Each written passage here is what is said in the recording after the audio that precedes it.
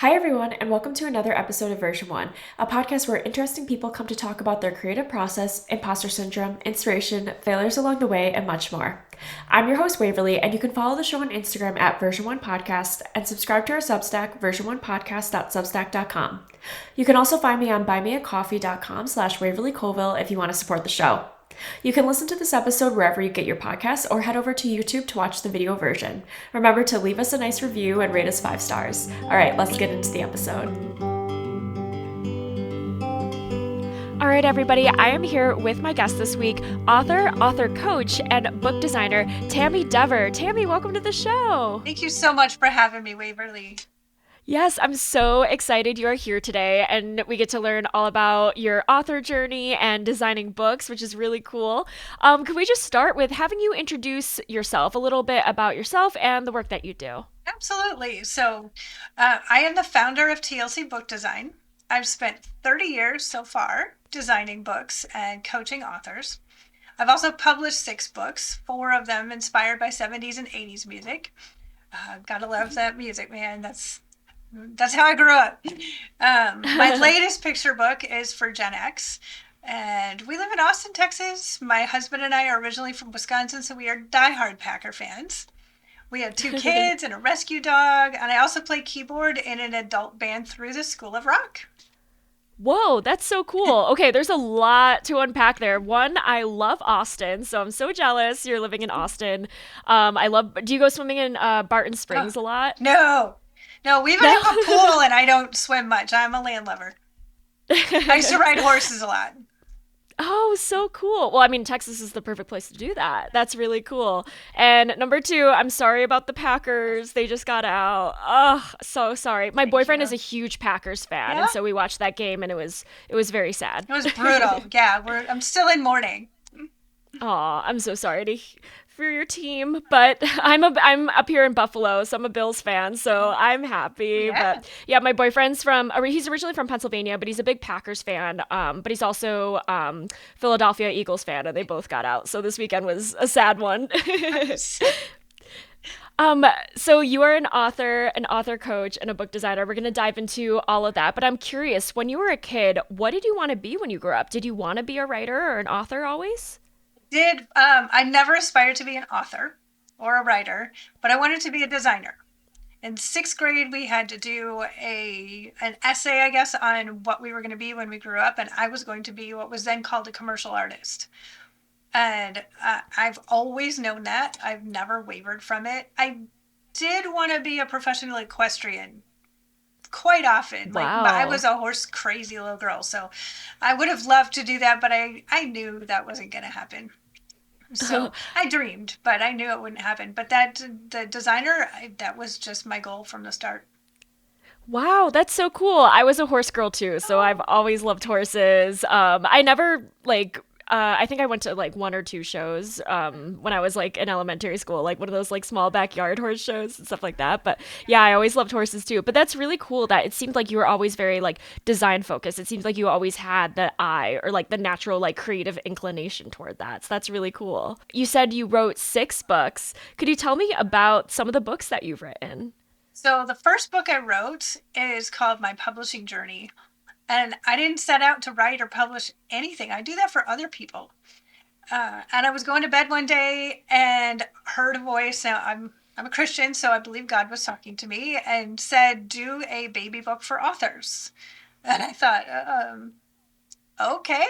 And 2 months later, we had my business partner and best friend, and I had a journal for authors. It's a guided journal, quite like a baby book, that'll take you through the process and allows you to write down your thoughts and your information in it. It's fully illustrated. It was pretty exciting. And that kind of cracked open the whole, hey, I can write and publish my own books thing.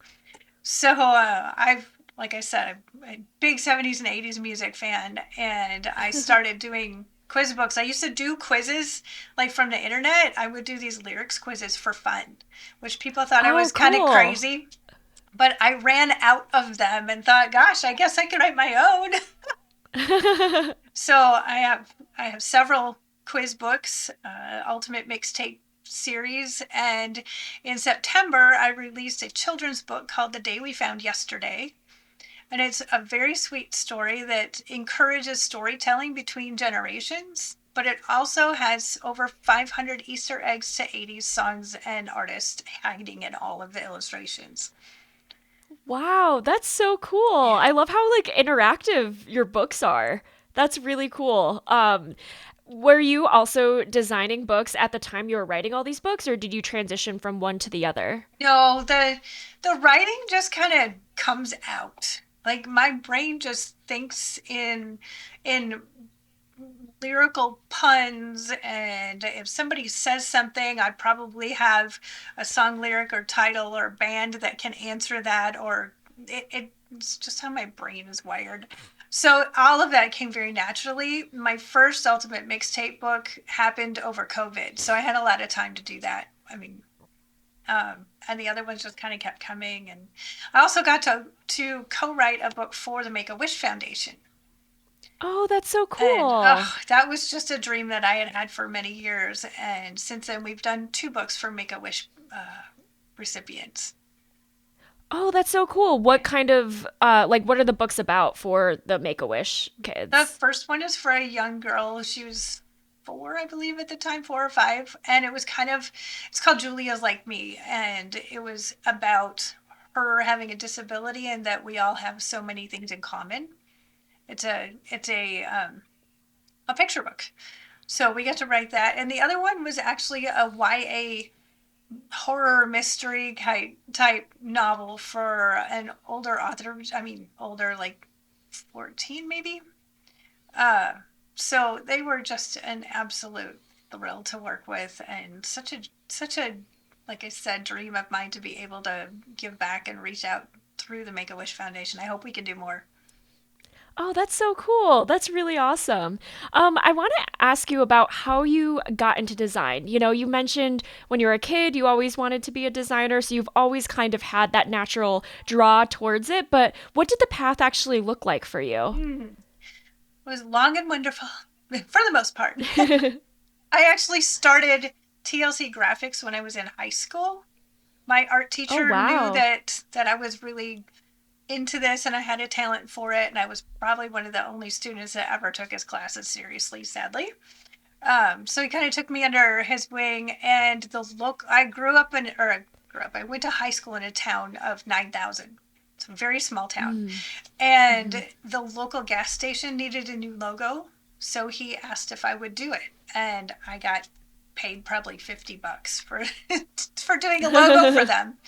And I thought, wow, that was pretty cool. What else can I do? And I started doing little tiny freelance projects like that. Uh, and then in college, I continued to do things like that.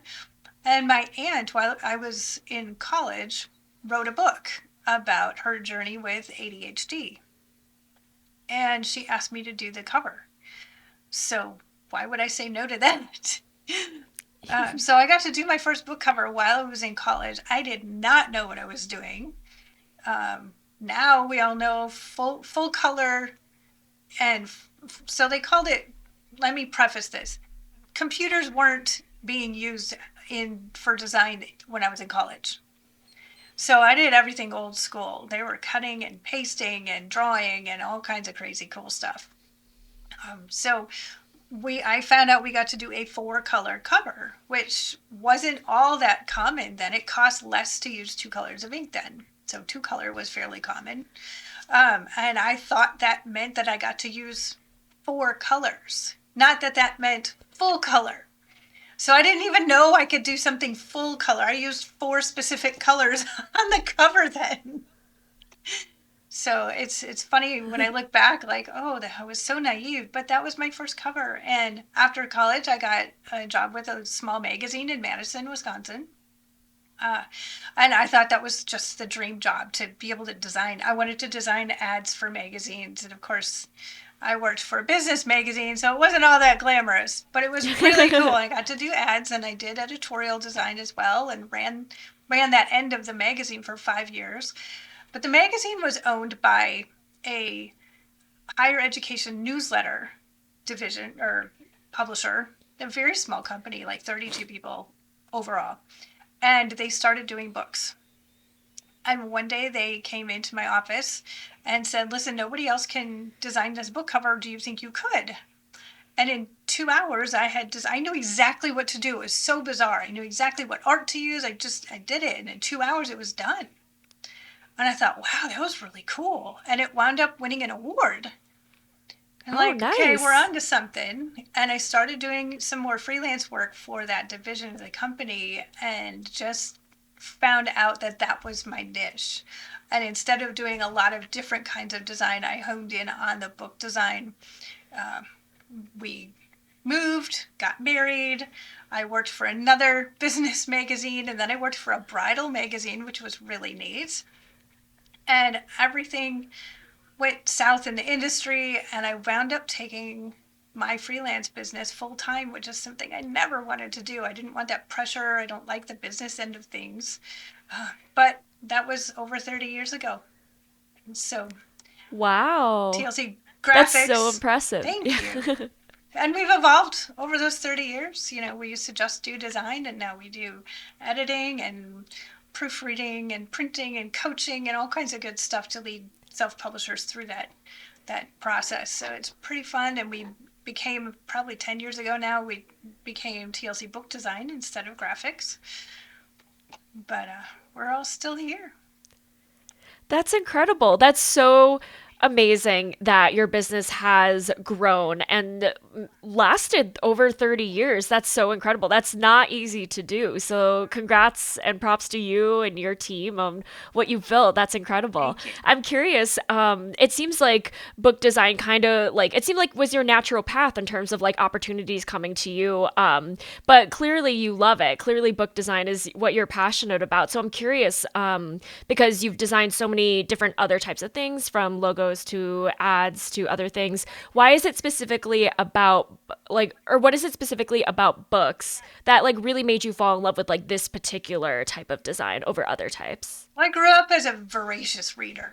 So I loved books from like when I was a tiny, tiny little kid.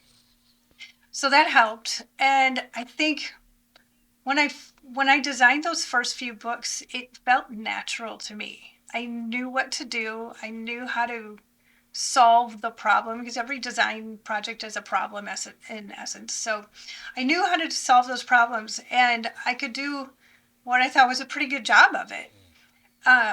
Logos, I designed logos before, and I love a good logo. Like, oh man, I could peruse logo sites for hours. And I can design a decent logo, but I can never get to that great stage. And that was always very frustrating for me. Like, it's just not as good as I want it to be. And it took me several years to figure out that it was okay for me to not design everything and to just have a niche. But the books just called to me. I can't really describe what it is about them except that I love solving the problem that they create. That's awesome. Could you talk to me about what goes into book design? Because it's not just the cover, right? Like I'm sure there's a bunch of other things that go into it. So could you walk me through like what everything book design entails? Sure. I teach classes about this, so we could do this for a couple hours.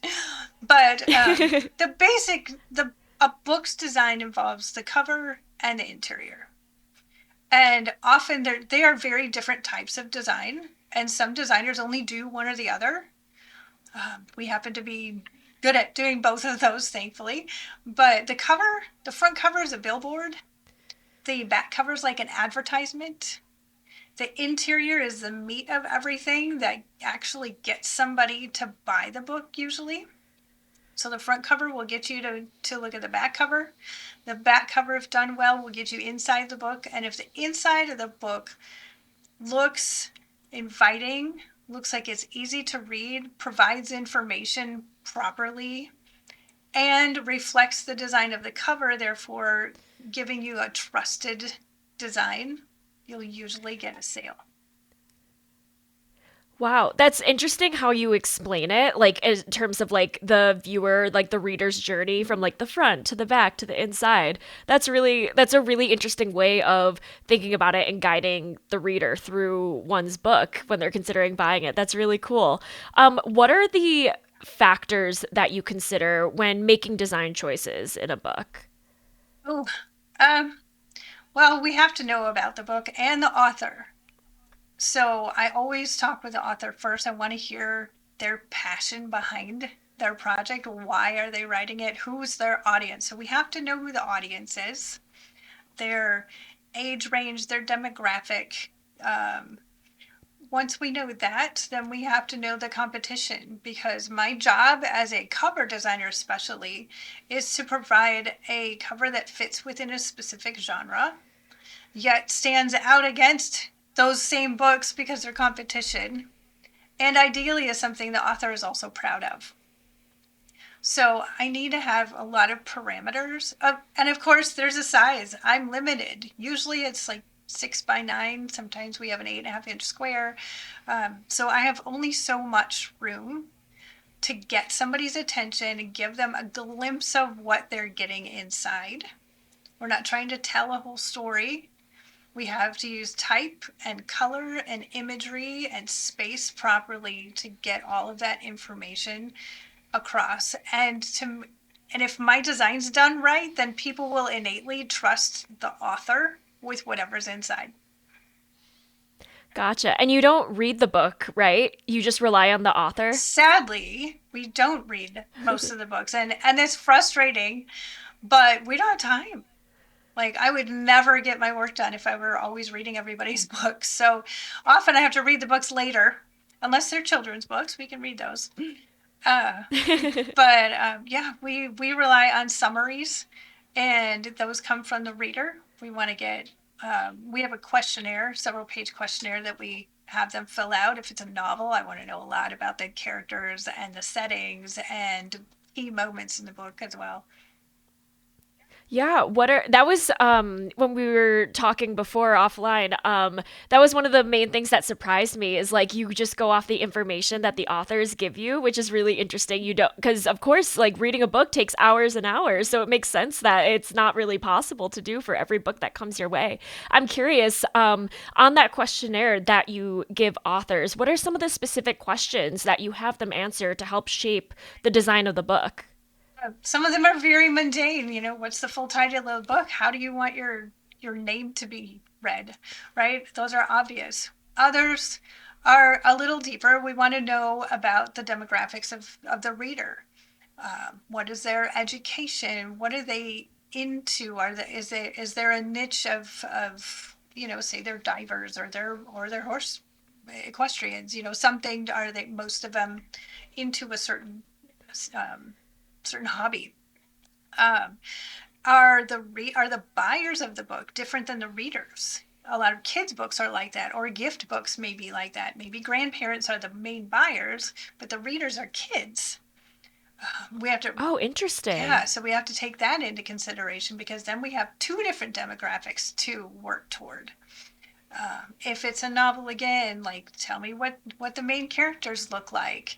Tell me about the main locations, and I want a feeling. Like, what kind of feeling is it? And I also ask, what do you want readers to take away from your book when they're done reading it? I want to know their goal. Like, why did you write this? What do you want people to get from it? Not just like, oh, I had fun reading it, but there's something deeper. Yeah, that is a really deep question. That's super interesting. Where do you find inspiration other than, this questionnaire or like the books that you're designing for themselves? Do you have external sources of inspiration that influence your design work? Man, uh, it's hard, because sometimes I feel like I have no inspiration. And that's where the whole imposter syndrome comes from. Um, but I often will look at other designers' work. I get a lot of inspiration from talking with the author. I feed off of their passion. I get so excited with them and for them, for their book, that very much inspires me. Not always for specific design, but the excitement comes through. So I'm excited to do their book, which helps a lot. Um, so other designers listening to music helps spark a lot of the creativity. I turn to prayer for a lot of it. I pray before I start designing because sometimes I feel like I don't know what to do. Uh, so there's a lot of different sources, and not only looking at other book designs, but just design in general. Maybe it's typography, maybe it's a poster I saw somewhere. I've been known to take pictures of signage and things around when I'm out and about. That's so cool. That's awesome that you can kind of walk through the world and get inspiration from all different types of sources. That's really awesome. Once you have all this information from the authors that you work with, what happens next? Like, what are kind of the first steps in the design process? Um, I think non-creative people think this is a very magical thing. And I think that most creative people know that it's not really that magical. And sometimes we wish we had that magic wand hiding under our desk that our clients often think we have. But I think it's very methodical. I read that design brief. I need to know all the parameters. I'm not good at designing without parameters either. But I start out with the design brief. I've done some research as to what the competition looks like. And then I have a blank Photoshop page that is the size of the front cover. And I type in the type. I want, whatever has to be on there, I just put in the type and I start messing with fonts. Just kind of trying things out and what works and what doesn't work. And I may end up with 15 fonts that are possibilities. And of course I do a search for imagery. We use a lot of stock photography. Um, so we're looking for imagery and I just start trying things out. And it's funny because in college we had to really plan ahead and we draw these tiny little thumbnails. And there are some times where I will resort to doing that on paper and sketching things out. And other times I just play. And if I'm playing within my boundaries, but yet trying to push myself outside the box, things happen. And sometimes I will wind up with 20 designs and we provide 3 to 5 for our first round of covers. I might have 20 of them that lead to 3 or 4 good ones and all the rest of them stink. Yeah, absolutely. When you are playing with different fonts or different imagery, how do you know, okay, like this is a winner? Like this is the font, this is a good font to go with, and versus this one isn't, or this is the right image or the vibe. Like as you're playing, how do you know what's clicking and what's not? I really think this is where being born to be a designer comes in. I don't know if you can fully teach that. It feels right, Mm. and or it doesn't. Um, I mean, I went to school for design. I know that certain, not to use Comic Sans for a serious book, right? I mean, you shouldn't ever use it really anyway. But I mean, that's a logical thing. But when it comes to, okay, I know I need a serif font, and you start playing with them, some of them are really boring. Some of them are maybe clinical. Some of them have a little flair. Some of them have too much flair. And you're going to go for that it's a feeling, really. We just kind of know. Yeah, that's awesome. And you mentioned earlier, sort of balancing having a cover fit within the genre that other books are in, but also having it stand out. So, how do you kind of balance those two sort of like maybe competing desires to have something that, yeah, like doesn't look like super off brand, like you can tell like the genre, but also like you want it to stand out amongst the crowd? It's difficult. That's one of the bigger challenges is just to say, okay, like think about doing a mystery. They're all black with red, especially a murder mystery. Like what are you going to do with that? And you kind of need to keep that dark concept, but you don't necessarily have to go with red all the time. There doesn't have to be blood on the cover. Like, what can I do that's different? Is there what aspect of this book makes it different than its competition? And that is one of the questions we ask our clients. How is your book different than its competition? And if we can hone in on what makes it different, we can often help it stand out from the competition. Oh, that's really cool. That's really interesting. Once you show the author on the first round their your 3 to 5 favorite designs, what does the collaboration process with the author look like from there? We always give feedback. Usually they're really excited, that's a really fun time for us to say, because it's the first time their book looks like a book, right? So we have brought grown men to tears in this process of showing them their covers, which is super cool. Uh, Sometimes we nail it right away. Most of the time there are some tweaks, and sometimes we've got several rounds of changes to go. Sometimes the author realizes they had been focused on the wrong emphasis. Uh, there's a lot of different themes in a book. So maybe they especially on a novel, sometimes they're like, nope, I thought we needed to go this direction, we need to go that direction, and there's a big overhaul. Most of the time we're tweaking, like, oh, I like the font on this one and the colors on that one and the picture on that one. Can you combine them? Well, we can try. It may work, it may not work, but we're going to try. And so a few rounds of tweaking is usually all it takes, and we've got something that becomes its final front cover. That's awesome. And then once you guys are done and you both have something that you're happy with, like what is the final step? Do you send it to the publisher or how does it work to finally get the book on the Sure. shelves? So we walk them through this whole thing. I mean, we've got the front cover, and that's just the start, because after the front cover, we have the whole interior. Then we have the spine and the back cover. Once all those are approved and ready to go, those files go to the printer. Sometimes we are handling printing and we'll take care of that. Sometimes we just turn those files over to the author. We work with mostly self-publishing authors. Sometimes a few of our clients are small traditional publishers. So some of them know exactly what to do when they're handling all of this, and we just turn the files over. But other times we babysit it through the whole printing process. Oh, wow, that's really wonderful. That's awesome. As someone who has been a book designer for 30 years now, what trends have or changes have you seen over the last 30 years in book design? Time ago, of course, right? But the bigger changes that I see have been technology based. So when I started, we Mm. weren't even using computers.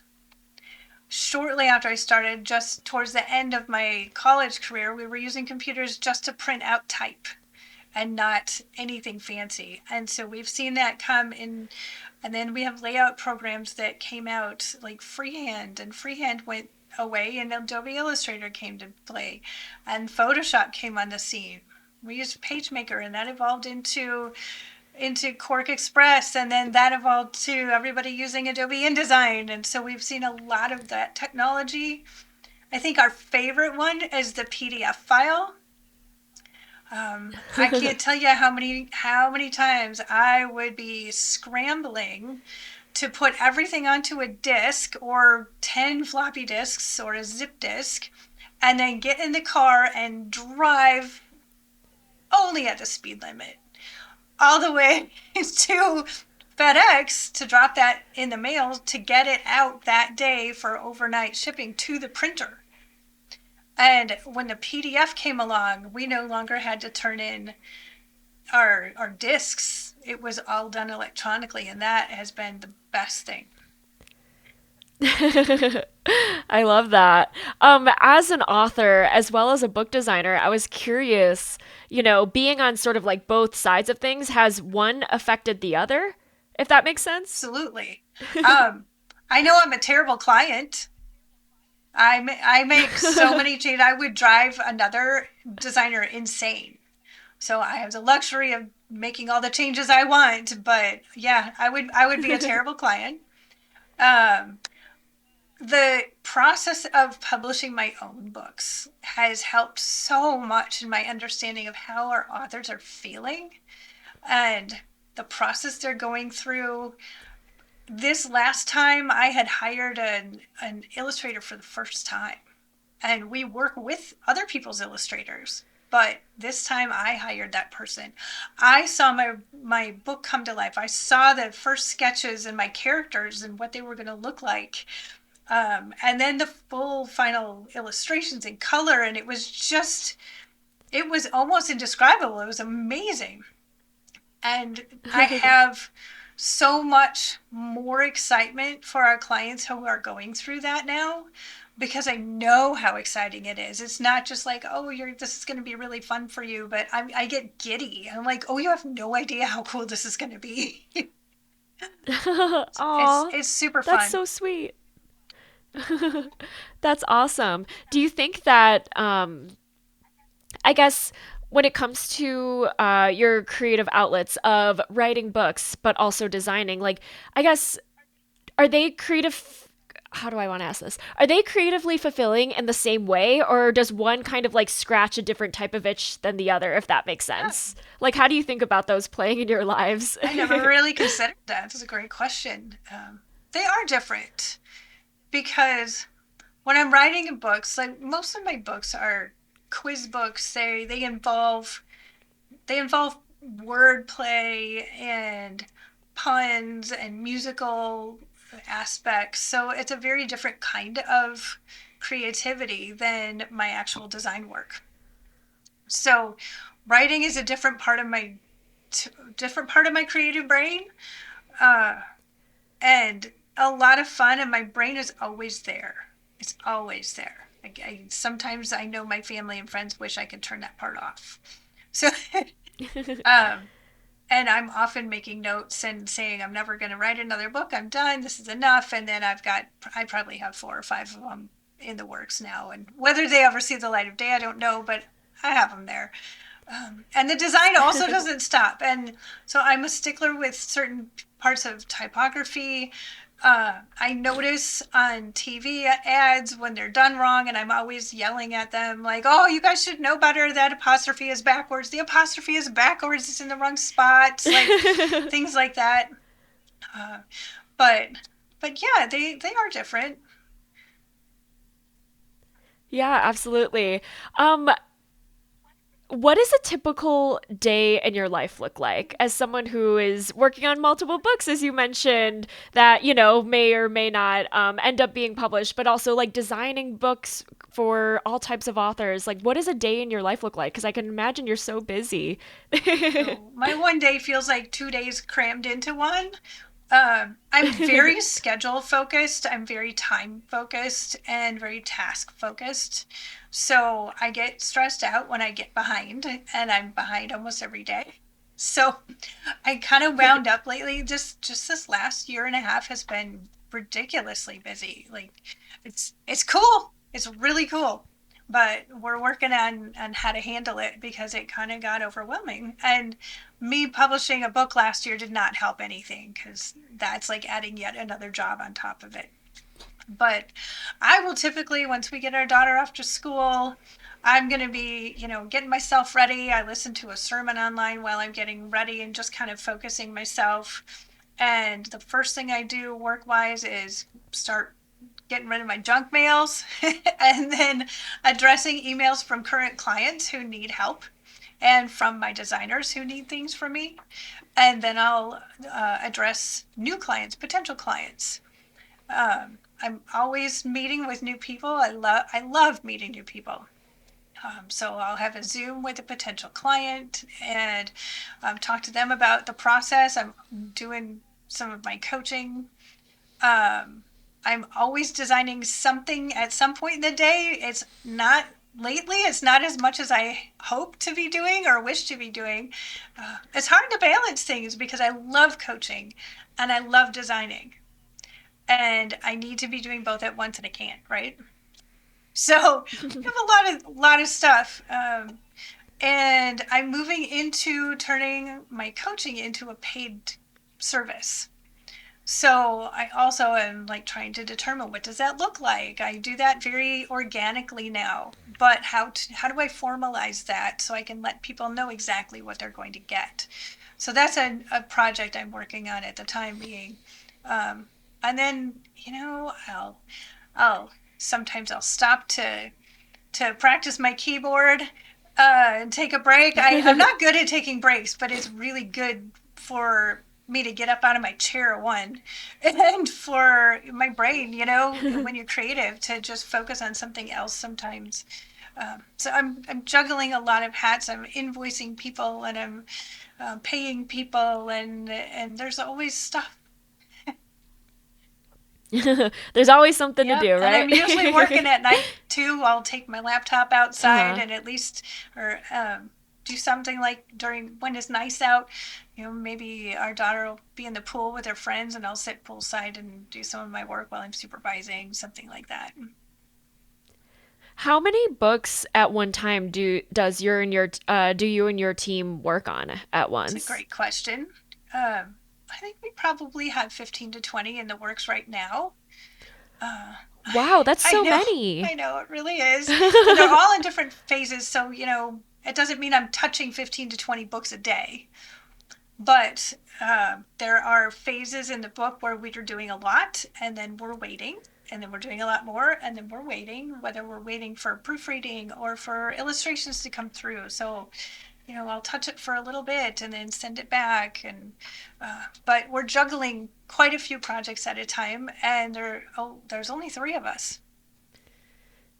Wow, that's so impressive that such a small team handles so much.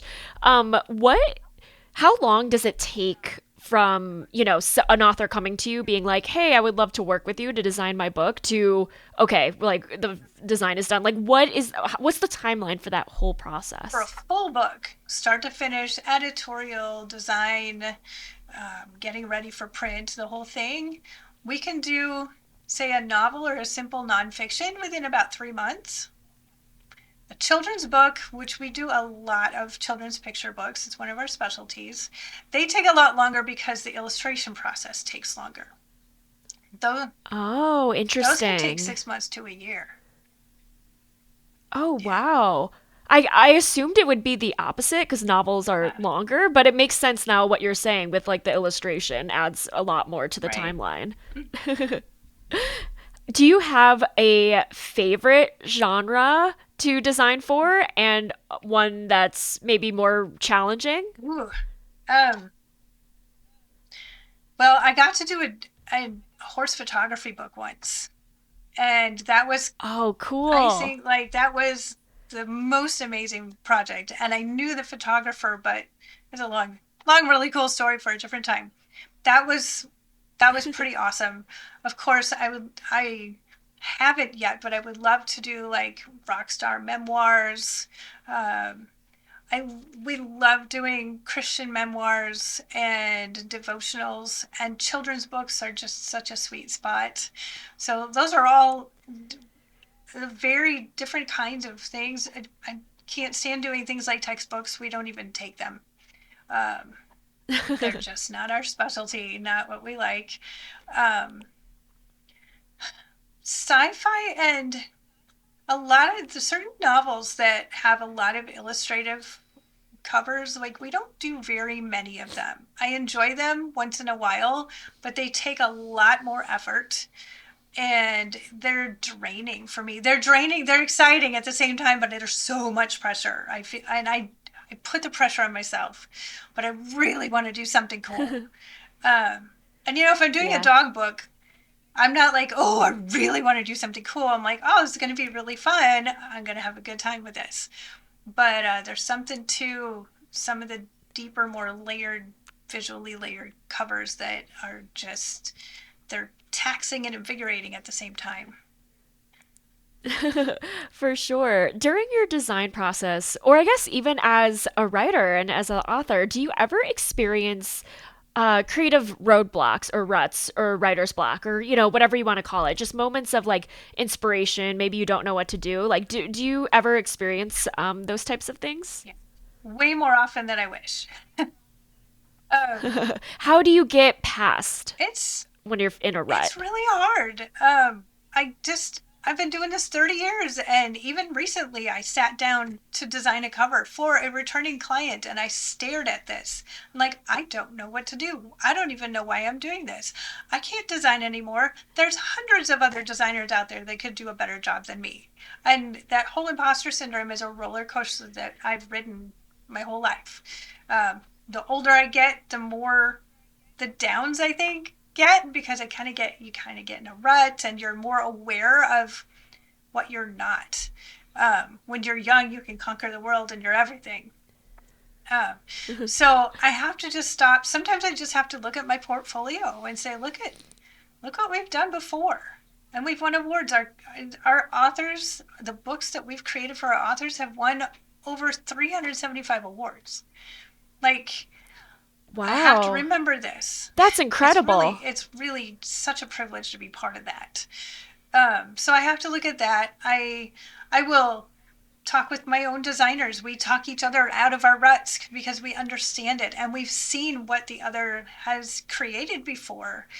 And then in the end, for me, I'm like, God put me here. I've no doubt I didn't want to do this, and now I can't imagine not doing it. And He has me here, and if He has me here, surely He thinks I can do this job. And if God thinks I can do this job, then I should be able to do it. With His grace, I will find a solution. Sometimes it comes faster than others.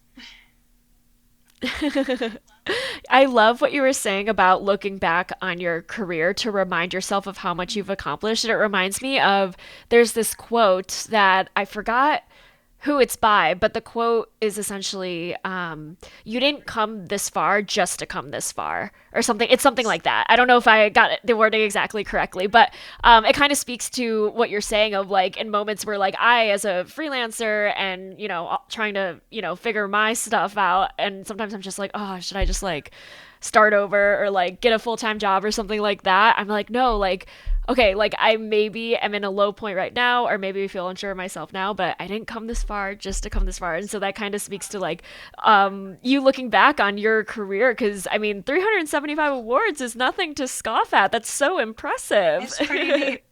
That's It's really incredible. extra special when we can be there with our client when their name is called. It is the most amazing thing to just watch them go, what, really?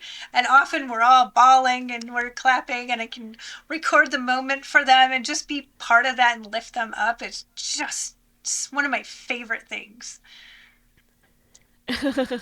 I love that. As someone who's designed thousands of book covers, I assume, or not just covers, sorry, books in general, I assume. I won't ask you like if you have a favorite, but do you have any that sort of like stand out as memorable for some reason or had an impact on You you? know, there are tons. The horse photography book was one of my top ones for so many reasons. That was just special. Um, there have been there are clients who have become like family members. And we always say if you work with TLC, you belong to the TLC family. And I believe that with every person, but there are some that you just connect with at a deeper level. Um, and I think it's more the client than the book even that becomes so special. I mean, we've gotten to do a lot of different things, and yeah, there's bells and whistles we got to put on this cover that we don't usually get to do, or some fun things like that. Some things that some designs that I thought outside the box and I thought I never could do. But really, it's the clients for me, and there are just some really special people that we have been able to work with. That's cool that you have sort of a community that you've been able to build through your company and through the connections that you have with authors. That's really awesome. um, I was wondering, have you ever experienced maybe a failure or a setback in your business that you had to work through and maybe it taught you an important lesson? Yeah, maybe 10 years or more now. Um, I, oh, how do I start this? I discovered that I was $10,000 in debt and had no idea. Oh, wow. and I had bookkeepers. I absolutely hate accounting and bookkeeping, which is one of the reasons I never wanted to have my Mm. own business. That whole side of it, I hate it. I'm not good at it. Don't so I would have a bookkeeper and just never pay attention. Like, let them do their job. I don't need to deal with it. And I don't believe they did anything wrong on purpose. I think it was more of they thought I was doing something and I thought they were doing something, but it turns out I owed a printer 10 grand. And I Oh, pay my wow. bills on time or early. Like, I never ever leave anything out there. And then I found out I owed another printer another almost 10 grand. Like, I was over 20, it was over. I was over $20,000 in debt. I don't make that kind of money. Like, I am in this is a passion thing. Like, my my designers can make their money. I am feeding the dog. Like, this is not a big cash cow here. Um and I was devastated. I felt terrible. I felt like a failure. Um it felt disgusting to me. I felt like I'd been ripped off, and just lots of really bad feelings. Um, and I prayed really hard and got some good counsel and was able to work with both of the printers who offered me payment plans to pay all this back over years without interest. I mean, we had had good relationships with both of them for many years, so they knew us. And it took over 5 years to pay them all back. Oh, wow. I'm so sorry that that happened, but I'm glad you got out of it. Well, What was like the biggest lesson that you would say like taught you were taught through that I need to get experience? into my QuickBooks and know what's going on. Really, I can because I never did. I just trusted that the other person was doing everything. And so I've learned, like, this is what I need to do, and this is what my bookkeeper can do, and we need to work together. And that's been my biggest challenge through all the years, is finding bookkeepers who are responsible and understand what we're doing and can take care of things. And it's amazing how many of them can't, honestly. That's an important Yeah. lesson for sure.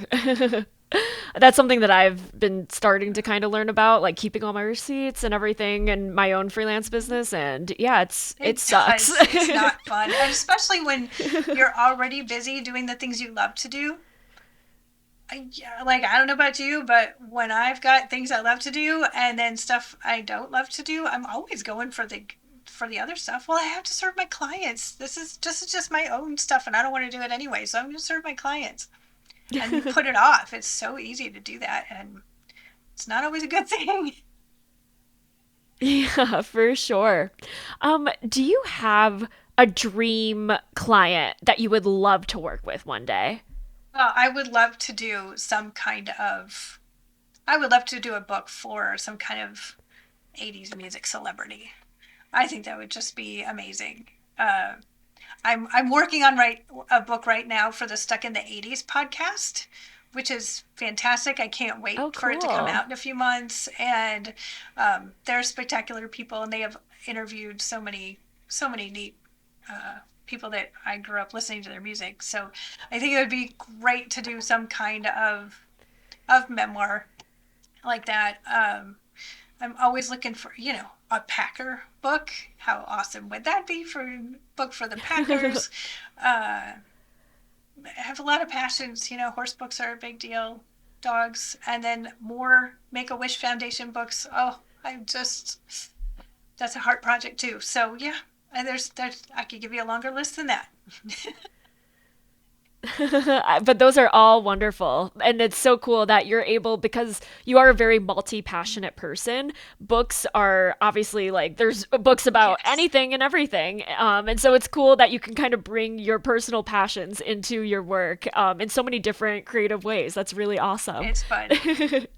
um, For any authors listening, what advice would you give to authors who are communicating with designers such as yourself to most effectively communicate their stories? Because I'm sure over the past 30 years, I'm sure you've seen a lot of different briefs or questionnaires that you give people. So, what are the best ways an author can communicate with designers such as yourself? I think an author has to be honest with themselves and do a little research first and you have to know your audience.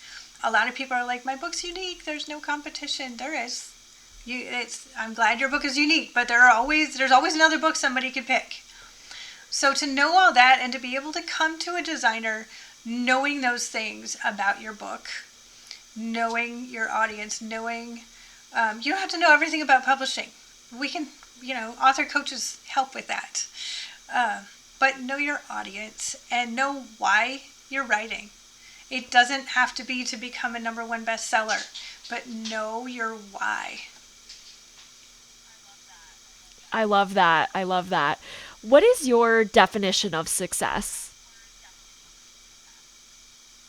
Oh, if if I am bringing joy to my client by bringing their book to life, I am successful.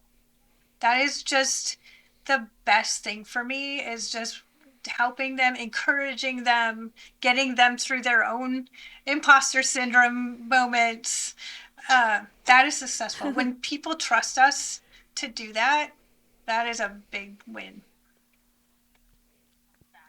I love that. When you are working with authors and they are having feelings of self doubt, of imposter syndrome, what advice do you give them? I was just talking with somebody this morning who was like, well, I don't even know if I should do this. And if 50 people read my book, then that's great. And I'm like, really? Like, that would be a nice start, but aren't you passionate about what you're doing? Like, and this one happened to be a Christian book. I'm like, if God started this, he's not asking you to do a book and hide it. Like, there is a reason you wrote your book. And you may not feel worthy at times because you've never created a book before, you've never written before, you're not a writer, maybe you don't spell well. That's what editors are for. It's okay. There's a reason you had this idea. There's a reason you've written this, and it's not to hide it. Somebody out there needs to read your book. It might just be for entertainment, and my books are highly entertaining and don't really have a deeper goal than to just give somebody time to relax. Laughter is good for your body and mind. Like, it's okay if you don't have a deep book that's going to change somebody's journey with cancer. If you do, that's amazing. If you don't, it's okay, but there's a reason. Don't lose track of that reason. And always think of your reader. You're doing this for them as well as for you. I love that. That's wonderful advice. Tammy, this has been wonderful. Are you ready to move Oh, into the sure, lightning let's go. round? All right. What is something new that you've tried lately? Um, you know what? I used AI to help me create a theme song for one of my books. So that was a Oh, completely cool. new thing. I had written some lyrics years ago and didn't know how to get the music part of it out. And so I was using AI, and I was almost in tears listening to all these songs come up and go, oh, this is really fun. So that was something new. That is really cool. That's awesome. Do you have a lesson or a message that you want to share with listeners? I would just like people to remember that serving others is your first goal. When I first started this, I was young, I was in my early 20s and thought a lot of myself, even though I didn't think I thought a lot of myself. So very dangerous. I have learned over the years, serving others is the best thing in the world. And if you serve others well, everything else is going to fall into place. People value how you make them feel, and they remember that. And if I can make somebody feel better about themselves and their passions, then I'm going to succeed in what I'm doing for them. That's so beautiful. Thank you for sharing. What is one thing you wish you knew when you were I first wish I'd starting known out? how to run a business. No doubt about that.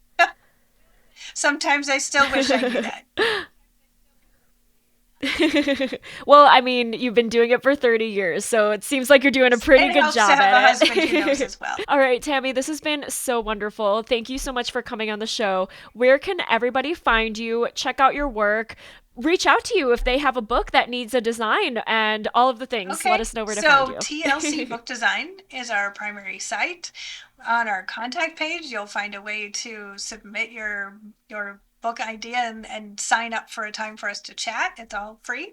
We've got a big portfolio on there for you to look at. And then on the author side of things, you'll find me at Totally Cool 80s. That's 80s. And those are my socials as well. And my new book is yesterdaybook.com. Super fun. So, and then we also have a TLC Book Design Facebook page. Awesome. I will link to those Thanks. in the show notes so people can just click right on those. All right. Thank you so much, Thank Tammy. you. Have It's a been wonderful such a day. pleasure to be with you. I appreciate you.